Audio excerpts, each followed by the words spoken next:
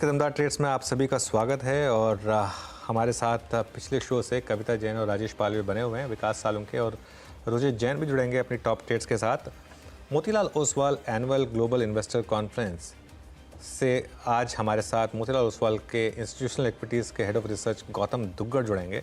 क्योंकि earning season ख़त्म हुआ है, उनसे मैं जानना चाहूँगा कि क्या उनका व्यू रहा इस अर्निंग सीज़न को लेकर, और मार्केट के नए ट्रेंड्स और थीम पर बात करेंगे। और इसके अलावा बाजार का टेक्निकल सेटअप समझाने के लिए एज ऑलवेज, क्योंकि ट्यूसडे है, केडियानॉमिक्स से फाउंडर सुशील केडिया मौजूद रहेंगे। ये सब कुछ थोड़ी देर में।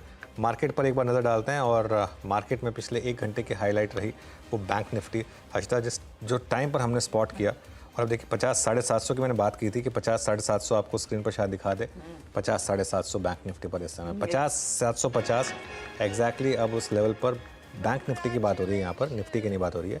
50-750 इस समय निफ्टी बैंक पर, और निफ्टी में भी अच्छा मोमेंटम है, लेकिन पिछले एक घंटे की हाईलाइट बैंक निफ्टी। अब मैं कहूँगा, अब अगर आपने वो ट्रेड लिया था, अब यहाँ पे हाफ बुक कर लीजिए, बाकी हाफ को छोड़ दीजिए एक स्टॉप लॉस लगाकर, क्योंकि अब पता नहीं, ये वो जो सुबह बात हुई थी कि 800 पॉइंट की शॉर्ट कवरिंग ड्यू है बैंक निफ्टी में, हो सकता है वो आज ही हो रही हो। लेकिन अगर नहीं हुई तो इतना बड़ा प्रॉफिट अगर आपने कमाया तो एटलीस्ट उस प्रॉफिट को थोड़ा तो घर ले जाइए। आधा प्रॉफिट बुक कर लीजिए इस लेवल पर 50-750 पर। उसका भी रीज़न है, उसका मैं रीज़न बताता हूँ। 50-750 से 50-800 जो हमारी सुबह की कमेंट्री भी थी, 20 और 50 डे एक्सपोनेंशियल मूविंग एवरेज पहला रेजिस्टेंस यहाँ पर, ज़्यादा बड़ा रेजिस्टेंस यहाँ पर है। अगर ये क्रॉस होने लगा तो फिर वो बड़ी वाली शॉर्ट कवरिंग होगी, लेकिन हाफ बुक, बाकी हाफ कैरी करिए स्टॉप लॉस के साथ। ओके, तो ये फिलहाल आपके लिए निफ्टी बैंक आज का एक बड़ा ट्रेड साबित हुआ है। और निफ्टी बैंक की हम बात करें, इस बीच निफ्टी भी अनुज करीब 24,700 के पार निकलता हुआ, तो वहां पर भी बड़े गेंस देखने को मिल रहे हैं। इनफैक्ट ये हाई पर मार्केट आपको दिखाई देगा एक बहुत तगड़ा मोमेंटम। पिछले 10 मिनटों में कुछ स्टॉक्स जिन्होंने अपनी और जोर लगाया है, इसमें सनफार्मा पर आपकी नजरें होनी चाहिए। इन्फोसिस, हीरो मोटोकॉर्प, ये कुछ काउंटर्स हैं जहां पर हमने देखा है पोजीशंस पे एक फॉलो अप आता हुआ दिखाई दिया। लेकिन क्लियरली इस समय का जो बड़ा विनिंग ट्रेड साबित हुआ है वो BPCL, hero MotoCorp, SBI life और बैंकों में इंडसइंड बैंक का, और टॉप 5 में ऑफकोर्स टीसीएस का भी हिस्सा बन गया है। तो ये वो फिलहाल काउंटर्स हैं जो दरअसल इस रैली को और बढ़ा रहे हैं। और निफ्टी बैंक की हम बात कर रहे हैं तो आपको इंडसइंड, कोटक और एचडीएफसी पर नजरें रखनी चाहिए। एचडीएफसी बैंक खासतौर से, जहां पर तगड़ी शॉर्ट कवरिंग हुई है, 0.5% ऊपर वो स्टॉक ट्रेड करता हुआ। चलिए अब 10 के दमदार ट्रेड्स में हमारे जानकारों को जोड़ना शुरू करते हैं।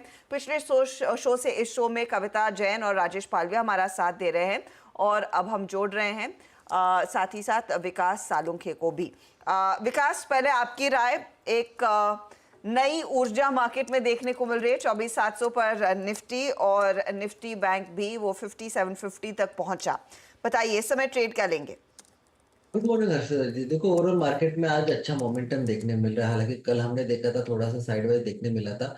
मुझे एशियन पेंट यहाँ पे स्ट्रांग लग रहा है। यहाँ पे एक अच्छा मोमेंटम कैरी करते हुए देखने मिलेगा। वापस जो रिसेंटली हाई किए थे 2 वीक पहले, उसको वापस से ब्रेक करते हुए देखने मिलेगा। तो 3240 के टारगेट के लिए एशियन पेंट को यहाँ पे बाय करना है। नीचे में 3050 का यहाँ पे इंपॉर्टेंट सपोर्ट देखने मिल रहा है, तो 3050 के स्टॉप लॉस से एशियन पेंट को यहाँ पे बाय करना है। दूसरा मेरा रहेगा बैंकिंग में से कोटक बैंक, मुझे बहुत स्ट्रांग लग रहा है।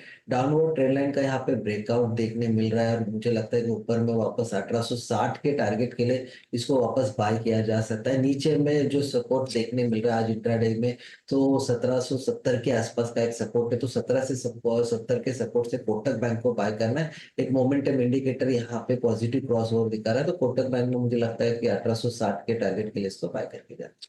ओके, चलिए अब एक काम करते हैं, टेक्निकल ट्रेड्स को आज हम बस यहीं पर विराम देंगे। हमारे साथ Motilal Oswal annual global investor conference यानी मौजिक के 20वें एडिशन के साइडलाइन से हमारे साथ मोतीलाल ओसवाल पेंशन सर्विसेज के इंस्टीट्यूशनल इक्विटीज़ के head of research Gautam Duggar जुड़ गए हैं। उनसे जानते हैं कि इस समय क्या मूड माहौल है कॉन्फ्रेंस में। अच्छा गौतम जी, मेरी आवाज़ शायद आपको आ नहीं रही है, आप गर्दन हिला रहे हैं। हाँ, अभी आ रही है अनुज, अभी आ रही है। ओके, तो गौतम जी गुड मॉर्निंग। वैसे मुझे पता है मोतीलाल ओसवाल की कॉन्फ्रेंस में बहुत शोर होता है और इतनी वेल अटेंडेड कॉन्फ्रेंस है, और मुझे सुनने में आ रहा है कि चेयर्स शायद कम पड़ रही हैं आपके जो ट्रैक्स चल रहे हैं उसमें, लेकिन इस समय मूड माहौल है कैसा कॉन्फ्रेंस में? Hi, good morning Anuj, thanks for having me. देखिए, कल कॉन्फ्रेंस का पहला दिन था। कल हमारे यहाँ पे करीबन 7 से 8 सीईओ ट्रैक्स हुए हैं, और आज फिर से करीबन 8 CEO ट्रैक्स हैं। तो और कल 55 कंपनीज भी थी और आज करीबन 70 कंपनीज कॉन्फ्रेंस में है। ओवरऑल 3 दिन में 200 कंपनीज प्रेजेंट करेगी। तो लगभग मूड काफ़ी पॉजिटिव है और बाजार भी बहुत बॉयंट मूड में है। हालांकि इस क्वार्टर के अर्निंग्स थोड़े से सॉफ्ट थे एक्सपेक्टेडली, बट जनरल जो सेंटिमेंट है कॉन्फ्रेंस में बहुत ही पॉजिटिव है। लोग स्टॉक आइडियाज आइडेंटिफाई कर रहे हैं, CEOs को सुन रहे हैं, ऑन ग्राउंड ट्रेंड्स क्या चल रहा है। कल HDFC bank, Hero Motors, Bosch, Tata steel, इन सब के CEOs ने यहाँ पे प्रेजेंट किया है। तो लगभग हर एक सेगमेंट को हमने CEO ट्रैक में कवर करने का कोशिश किया है। आज कंजम्पशन पे काफ़ी फोकस रहेगा। जेप्टो और ट्रेंड से हमारा ट्रैक आज सुबह चालू होने वाला है और उसके बाद रिन्यूएबल एनर्जी पे हम रुख करेंगे सुजलॉन के CEO ट्रैक में। तो लगभग सारे ही सेगमेंट्स को कवर कर रहे हैं और मूड काफ़ी पॉजिटिव है यहाँ पे, जो कि मार्केट में भी आपको रिफ्लेक्ट होता हुआ दिख रहा है। ओके, सबसे ज़्यादा भीड़ तो ट्रेंड के लिए होगी गौतम जी, और मतलब क्या शानदार कॉल रही थी आपकी, मुझे याद है अब तक। और आपने हर क्वार्टर के बाद यहाँ पर प्राइस टारगेट्स को अपग्रेड किया। अब यहाँ पर ट्रेंड को लेकर आपका क्या व्यू बन रहा है और क्या सुनना चाहेंगे आप मैनेजमेंट से? अनुज, आवाज नहीं आ रही है आपकी यहाँ पे बिल्कुल भी। ओके, एक बार दोबारा ट्राई करता हूँ मैं। से पूछता हूँ, वो शायद हाँ, एक बार दोबारा ट्राई करता हूँ मैं। गौतम, अब आ रही है क्या आवाज़? हाँ, अभी आ रही है अनुज। हाँ, तो ठीक है। तो मैं सवाल ये पूछ रहा था कि सबसे ज़्यादा भीड़ तो ट्रेंड के लिए होगी और क्या शानदार कॉल रही आपकी पिछले 1 साल से लगातार। अब क्या इन लेवल्स पर आप अपने क्लाइंट्स को बोल रहे हैं बुक करें या फिर अभी भी बने रहें यहाँ पर? नहीं अनुज, इंडिया में आप देखे होंगे कि कंजम्पशन सेक्टर में एक्चुअली ग्रोथ काफ़ी स्लो रही है। सो ऐसे माहौल में जिस कंपनीज में ग्रोथ काफ़ी अच्छा रहा है, चुनिंदा कंपनीज ही है, चाहे ट्रेंट हो, जोमेटो हो, वरुण बेवरेजेस हो। अब यहाँ पे आप स्टॉक प्राइस प्रेडिक्ट करना बहुत डिफिकल्ट हो जाता है। तो इसमें एक जो सिंपल सलाह हमारी रही है और जिस पे हमने अमल भी किया है पिछले 1.5 साल से, वो ये कि जब तक क्वार्टरली ग्रोथ परफॉर्मेंस में डिसअपॉइंटमेंट नहीं आता है, हम स्टॉक में बने रहेंगे। क्योंकि जब हमने ये स्टॉक अप्रैल 2022 में 800 रुपए पे अपग्रेड किया था, उसके बाद ये जब पहले 2000 हुआ तब भी महंगा लगा था। फिर लास्ट दिसंबर के आसपास करीबन ये 4000 जब हुआ तब भी महंगा लगा था, और आज 6000 का भाव है 6 महीने बाद, अभी भी महंगा लग रहा है। तो कभी ना कभी ये ग्रोथ मॉडरेट होगा, तब शायद मल्टीपल्स भी थोड़े से मॉडरेट होंगे। अभी तो ऐसा नहीं लग रहा है। ग्रोथ बहुत शानदार रही है। टॉप लाइन ग्रोथ 55-57% इस कंपनी की आ रही है, जबकि इस सेगमेंट में जो बाकी कंपनीज है रिटेल में, वह 10 से 15% के आसपास ग्रोथ मुश्किल से आ रही है। तो ट्रेंड का जो परफॉर्मेंस है बहुत ही रिलेटिव बेसिस पे बहुत ही ज्यादा स्ट्रांग है। इस पे वैल्यूएशन पे कॉल लेना बहुत डिफिकल्ट है। महंगा स्टॉक है, 2-2.25 लाख करोड़ का मार्केट कैप हो गया है इस कंपनी का। तो अगर आप सिर्फ ग्रोथ के हिसाब से देखते हैं तो बहुत कंपनीज कम है अभी इस सेक्टर में जहां पे ग्रोथ का इतना स्ट्रांग और कंसिस्टेंट परफॉर्मेंस रहा है। तो हम इस स्टॉक में अभी बने रहेंगे। गौतम, क्योंकि आपने कहा जेप्टो भी आज वहां पर प्रेजेंट करने वाला है, तो क्यों कॉमर्स को लेकर शेयर बाजार के निवेशकों का आई एम अज्यूमिंग इंटरेस्ट काफी ज्यादा बढ़ रहा है। वो जोमेटो में कितना प्ले आउट हो चुका है और कितना बाकी है क्यू कॉमर्स? हाँ हर्षदा, आपने सही कहा है। क्विक कॉमर्स काफी बड़ा रोल प्ले किया है जोमेटो के ग्रोथ में। हमने इस क्वार्टर में भी देखा है, पिछले 3-4 क्वार्टर से देख रहे हैं कि ब्लिंकिट की वजह से जो जोमेटो में एक परफॉर्मेंस में एक भयंकर तेजी आई है। इनफैक्ट हम जब वैल्यूएशंस भी देखते हैं, हमारे जो टारगेट प्राइस है फेयर वैल्यू, उसमें आज 300 रुपए में 171 रुपए का भाव ब्लिंकिट के वजह से है, और 129 रुपए का भाव जो है वो core business food delivery business की वजह से है। तो quick commerce definitely exponentially grow किया है इंडिया में पिछले 2 साल में, और यहां से भी हमें लगता है कि ग्रोथ पाथ बहुत ही स्ट्रांग रहेगा अगले 3 और 5 सालों में। आज हमारा पहला सेशन जेप्टो का है, वहां पे हमें बहुत कुछ सीखने और समझने मिलेगा कि क्विक कॉमर्स में अगले कुछ सालों में क्या लैंडस्केप बना रहेगा। बट अगेन ये सेगमेंट ऐसा है कि जहां पे प्रेडिक्शन बहुत डिफिकल्ट है। 2 साल पहले आप नहीं अंदाजा लगा सकते थे कि क्विक कॉमर्स इंडस्ट्री का साइज इंडिया में क्या था और क्या हो सकता है।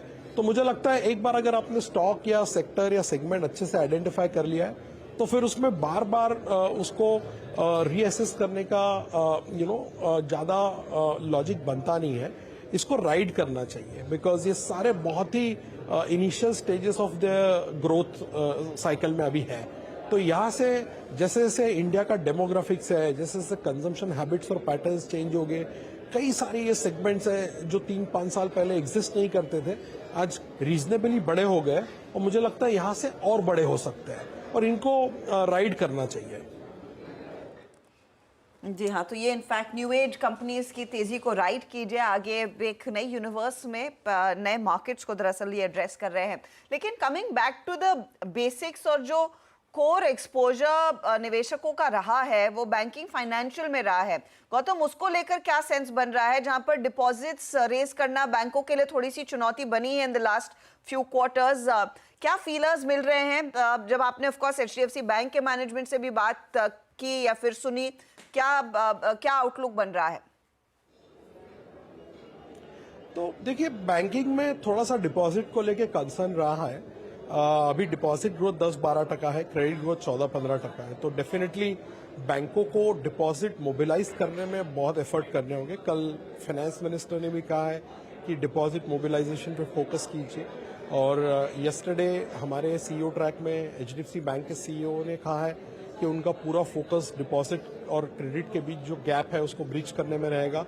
इसलिए अगले कुछ क्वार्टर में थोड़ा सा क्रेडिट ग्रोथ स्लो हो सकता है एचडीएफसी बैंक के लिए, बिकॉज उनका फोकस डिपॉजिट पे रहेगा और वो चाह रहे हैं कि जो उनका लोन टू डिपॉजिट रेशियो है वो जल्दी से कम हो जाए। और इसी वजह से थोड़ा बहुत मार्जिन भी एक कैप होके रहेंगे नियर टर्म के लिए सारे बैंकिंग कंपनीज के लिए। हम पिछले 5-6 क्वार्टर से देख रहे हैं कि एनआईएम्स में प्रेशर बना हुआ है। 4Q FY23 में एनआईएम्स पीक हुए हैं, वहां से वो प्रोग्रेसिवली नीचे नीचे आते रहे हैं। तो बैंकिंग सेक्टर का ग्रोथ हालांकि बहुत ज्यादा कम भी नहीं हुआ है, 14-15% पे अभी भी क्रेडिट ग्रोथ है और 15-16% पे प्रॉफिट ग्रोथ भी है। एक चीज जो उभर के सामने आ रही है वो ये है कि क्रेडिट क्वालिटी जो इंडिया का अभी है बैंकिंग सिस्टम का, चाहे प्राइवेट बैंक्स लीजिए आप, पीएसयू बैंक लीजिए, तो पिछले 3 डेकेड का बेस्ट एसेट क्वालिटी एनवायरनमेंट से हम अभी गुजर रहे हैं। उसमें अगर थोड़ा बहुत बीच में कुछ क्वार्टर्स मार्जिन की वजह से आगे पीछे होते हैं तो मुझे नहीं लगता बैंकिंग स्टोरी को पर से कोई प्रॉब्लम है। दूसरा, वैल्यूएशन सबसे सस्ते आज बैंकिंग स्पेस में है, बाकी सारे सेक्टर के वैल्यूएशंस प्रीमियम पे ट्रेड कर रहे हैं। हमने अभी एक नोट निकाला था जिसमें हमने दर्शाया था कि 3 और 5 साल का अगर आप कंपैरिजन करते हैं तो केवल बैंकिंग एक ऐसा सेक्टर बचा है जहां पे वैल्यूएशंस अभी भी discount to long period average कर रहे हैं, बाकी सारे सेक्टर्स में वैल्यूएशंस प्रीमियम पे ट्रेड कर रहे हैं। तो रिस्क रिवॉर्ड काफी फेवरेबल है, बट हाँ, इमीडिएट कोई बड़ा ट्रिगर कैटलिस्ट इसमें नहीं है। ओके, अच्छा, 2 और सीईओ ट्रैक, एक तो आपके खुद के सीईओ रामदेव जी और एक बीएससी के सीईओ वो भी प्रेजेंट कर रहे थे। इस स्पेस ने बहुत पैसा बना के दिया इन्वेस्टर्स को क्योंकि मार्केट इतना अच्छा कर रही है। ये स्पेस में आप अभी भी एक्साइटेड हैं क्या? बहुत एक्साइटेड है अनुज। हमें लगता है ये स्टोरी अभी चालू ही नहीं हुआ है इंडिया में। पिछले 4 साल में आपने देखा है डीमैट अकाउंट 3.5 करोड़ जो थे 2020 मार्च में, अभी 16 करोड़ पहुंच गए। और हमारा अनुमान है अगर जो इंडिया का फाइनेंशियलाइजेशन ऑफ सेविंग्स जो एक बिग मेगा अम्ब्रेला थीम है वो अगर प्ले आउट होता रहेगा तो ये 16-16.5 करोड़ का जो डीमैट अकाउंट है अगले 3 साल में 25-30 करोड़ तक जा सकता है। दूसरा, हम देख रहे हैं कि जो डेमोग्राफी है नया, उसमें लोगों का जो इंटेंशन है वो म्यूचुअल फंड इक्विटीज की तरफ ज्यादा है इंक्रीमेंटली। अभी कल आरबीआई का एक रिपोर्ट आया जिसमें कहा गया है कि टर्म डिपॉजिट में 47% सीनियर सिटीजन है। इनडायरेक्टली वो ये दर्शाता है कि जो यंग पॉपुलेशन है इंडिया का वो एसआईपी, म्यूचुअल फंड, इक्विटी इसमें आना चाहता है। तो कैपिटल मार्केट एक बड़ा प्ले बन सकता है अगले 5-10 साल के लिए। हाँ, ये एक लीनियर प्ले नहीं रहेगा। This is not consumption, this is not banking की जहां पे लीनियर ग्रोथ आती है। यहाँ पे सिक्लिकलिटी ज्यादा होती है। कुछ कंपनीज ट्राई कर रहे हैं, जैसे हमने कल बीएससी में सुना कि वो कैसे अपने बिजनेस का सिक्लिकलिटी एंगल कम कर रहे हैं रेवेन्यूज में। बट ओवरऑल अगर आप आज से देखते हैं, हालांकि ऑलरेडी पिछले 3-4 साल में बहुत पैसा इस स्पेसेस में बन गया है। Wealth management, AMC, broking business, जो कैपिटल मार्केट के इंफ्रास्ट्रक्चर प्लेज है उन सब में मुझे लगता है यहाँ से भी बहुत पैसा इसमें बनेगा, क्योंकि अभी हमने सिर्फ सरफेस को स्क्रैच किया है फाइनेंशियलाइजेशन ऑफ सेविंग्स के, और यहाँ से रनवे बहुत लंबा है।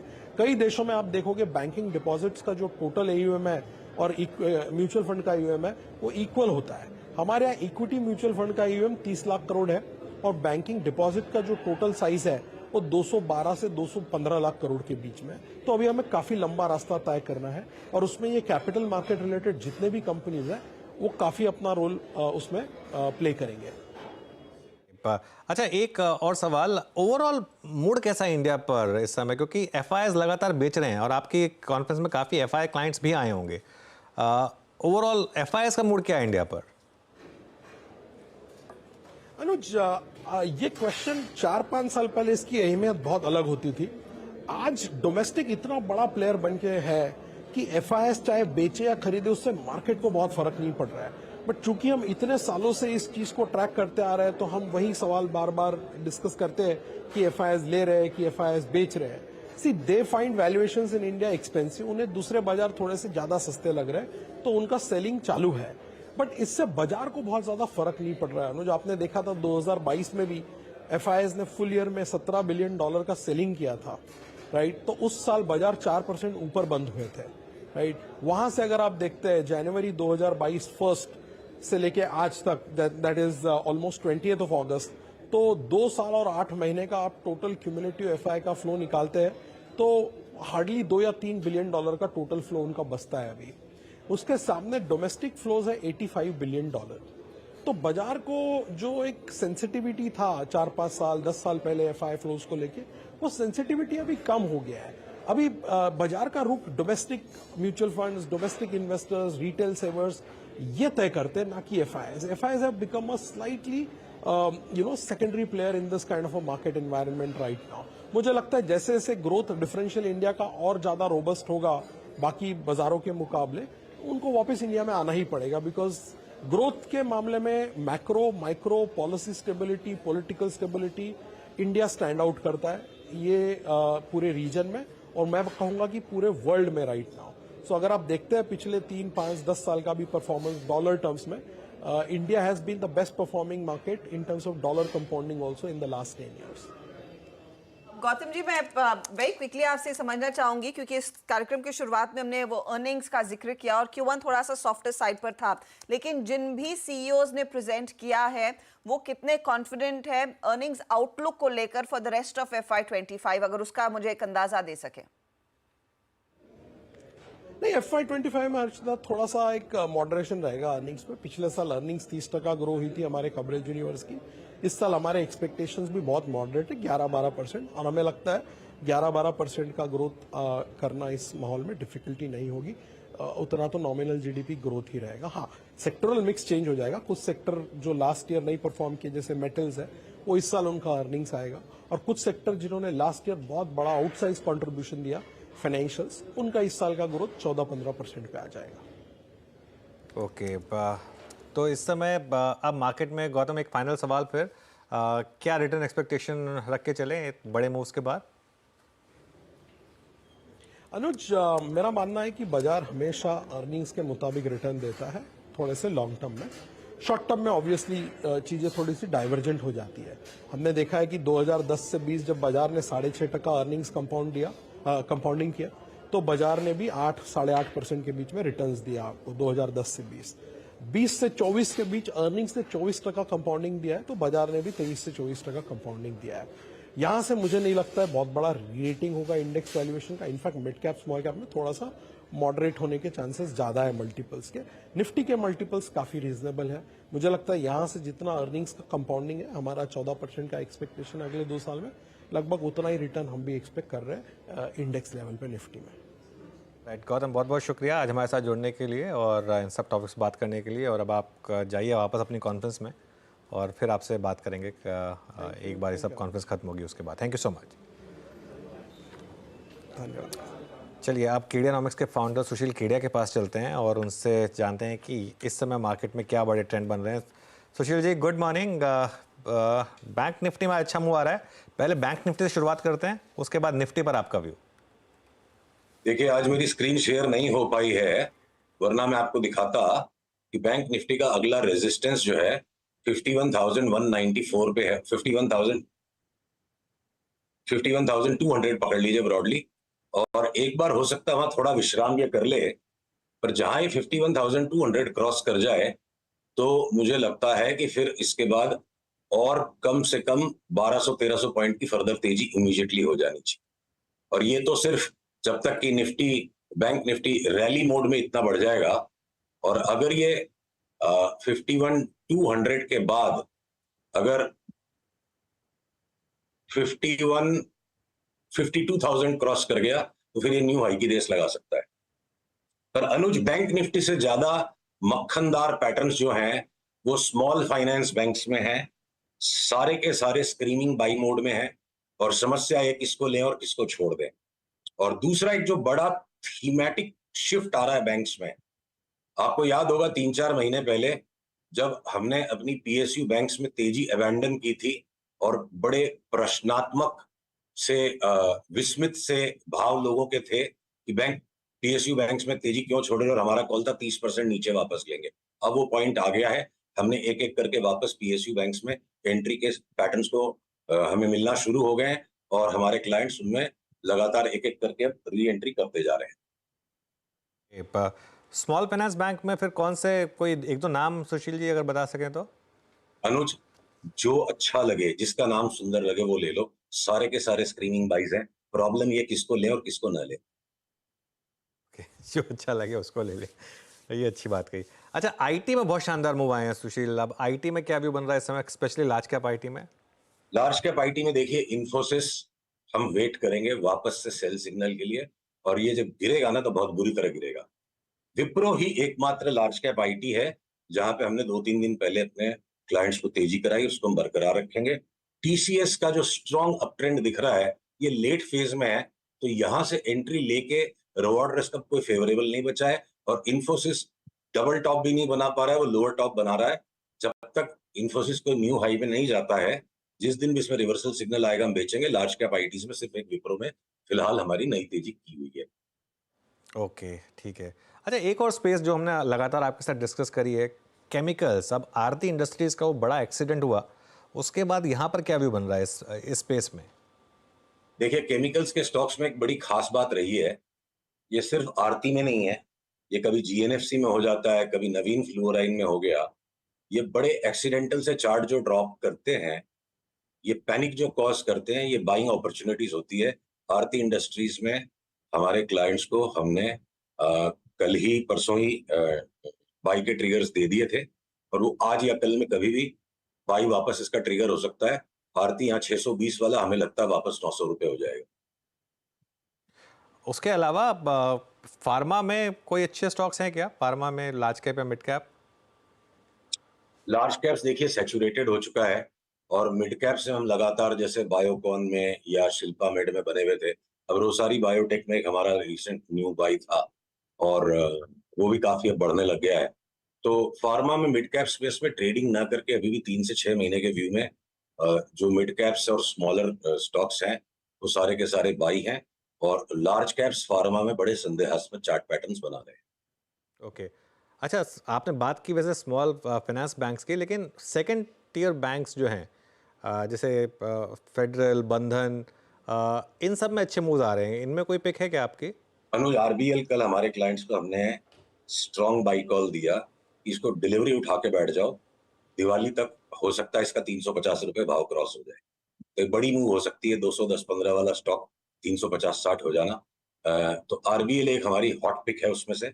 आप, जो हम कुछ महीनों पहले तक रॉकेट कॉल्स की बात करते थे और अब बाजार बदल गया, तो आप इसको भी एक रॉकेट की श्रेणी में ले सकते हो। बड़े दिन के बाद एक रॉकेट टाइप चार्ट आता ही है। बंधन बैंक भी लगता है 25-30% यहाँ से रिबाउंड करना चाहिए, और ये सिटी यूनियन बैंक भी 20% यहाँ से बढ़ जाएगा।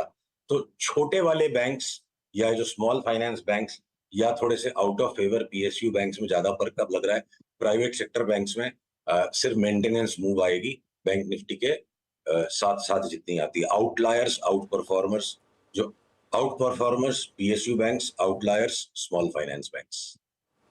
ओके, बिल्कुल। तो रॉकेट कॉल्स, कोई और रॉकेट भी आइडेंटिफाई किया क्या सुशील? फिर अब बात हो ही रही है रॉकेट कॉल्स की, तो क्या, सॉरी अनुज, मैं मिस कर गया आपकी लाइन। मैं कहा रॉकेट कॉल्स आइडेंटिफाई कर ही लिए हैं, तो कोई और रॉकेट भी है क्या?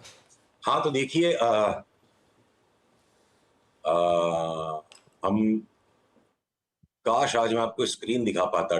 जो एफएमसीजी में जो हमने एकदम बिल्कुल अर्ली एंट्री की और अब एक एक करके हमारे एग्जिट जहां बन रहे हैं उसमें जो लगाड है टेस्टी बाइट्स, इसने एकदम बिल्कुल रोबस्ट ब्रेकआउट अब दे दिया है और हो सकता है दिवाली नहीं तो क्रिसमस तक ये एक थ्री बैगर बन सकता है। 10,500 वाला स्टॉक मुझे लगता है 30,000 की चाल शुरू कर चुका है और ये कोई आश्चर्यचकित कर देने वाली बात नहीं। इसी तरह के मूव्स आते हैं टेस्टी बाइट्स में। आप देखो अप्रैल 2020 से ये एक तरफा भागा 7,500 वाला 21,000 तक और फिर ये अगर आप देखोगे अप्रैल 23 से 8,500 वाला है, ये भाग गया 19,000 तक। तो अब हमें लगता है उससे भी बड़ी चाल शुरू हो गई है। 8,930 का जो बॉटम था इसका और अभी 11,800 का भाग है। पुलबैक्स में इसको लेते जाएं 30,000 की चाल लगती है और फाइनेंशियल स्टॉक्स में एंजल ब्रोकिंग लगता है यहाँ से एक बार डबल तक तो जाना चाहिए। ये जो चाल इसकी शुरू हुई है नीचे 2,000 के भाव से, लगता है 4500, 4600, 4700 कुछ भी एक भाव बन जाए तो 3-4 महीने में पैसे डबल हो जाएं इस बाजार में, वो रॉकेट से कम नहीं है। बिल्कुल। तो टेस्टी बाइट और एंजल वन में तो खैर अच्छे मूव्स आ रहे हैं आज, करीब करीब 6%। लेकिन ये एंजल वन का हाई करीब 4,000 का था, वहाँ से करेक्ट हो चुका है काफ़ी। 4,000 का था या मेरे को एग्जैक्ट याद नहीं है। हाँ 3900 के करीब का था। क्या वहाँ तक वापस जा रहा है आपके हिसाब से? उससे ऊपर। ओके। शॉर्ट आइडियाज भी हैं क्या कोई सुशील जी इस मार्केट में, या अभी शॉर्ट नहीं करना है? अनुज देखो ऐसा है ना, शॉर्ट सेलिंग सिर्फ ईगो को संतुष्ट कर पा रहा है। रिस्क ज्यादा है, रिवॉर्ड कम है। वो लगती है चार्ट देख के कि भारतीय यहाँ से 15% घट जाएगा, 5% घटते वापस घूम जाता है। तो पैसे कमाने से मकसद है कम रिस्क में ज्यादा पैसा कमाना। बाजार का अंडरटोन स्ट्रांग है, भले ही निफ्टी की और बैंक निफ्टी की अभी तक की जो स्ट्रक्चर्स हैं, इवन इफ न्यू हाई में चली जाए तो वो रैली टाइप का पैटर्न है, अविश्वास का मूवमेंट है। पर जहां विश्वस्त, आश्वस्त, मजबूत, सटीक मूवमेंट्स मिल रहे हैं इंडिविजुअल स्टॉक्स में, तो वो बड़ा सरल। देखिए पैसे कमाने का मकसद क्या है? जिंदगी को मजेदार बनाना। ये शॉर्ट वर्ट करके मतलब मजा क्यों किरकिरा करना है? क्यों कलेजे के क्लेश पालना है? शॉर्ट करके कोई लंबा चौड़ा पैसा आ जाएगा भी, ऐसा बाजार लगता नहीं है। ओके चलिए, बिल्कुल। तो बहुत सही बात कही आपने। तो एक इस अच्छी बात पर इस शो को ख़त्म करेंगे। Thank you so much Sushil ji आज हमारे साथ जुड़ने के लिए और हमसे बात करने के लिए। कुछ टेक्निकल रीजंस की वजह से आज हम वो चार्ट्स नहीं दिखा पाए, वरना शायद ये कॉन्वर्सेशन और मज़ेदार होती। लेकिन खैर अब नीरज जी भी आ गए हैं स्टूडियो में और ट्रेडर्स हॉटलाइन की शुरुआत करेंगे। Neeraj ji over to you.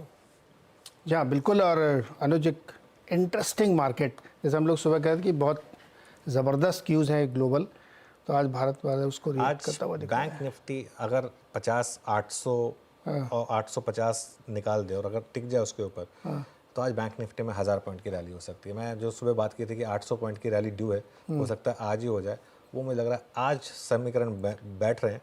50, 800, 850 के ऊपर निकल गए अगर आप, वन वे शॉर्ट कवरिंग होगी बैंक निफ्टी में। 60-70 पॉइंट ही तो है। बिल्कुल, पर वो 60-70 पॉइंट काफ़ी टफ है। टफ है, बहुत टफ है, वहाँ पे सारे मूविंग एवरेजेस। ओके तो चलो भाई ये भी नज़र रखेंगे कि 50, 850 किसी भी तरीके से आज बैंक निफ्टी पार करे तो फिर एक बड़े मूव की हम लोग तैयारी करेंगे। चलिए सवाल जवाब का सिलसिला शुरू करें, लेकिन पहले एक बहुत ही छोटा सा ब्रेक।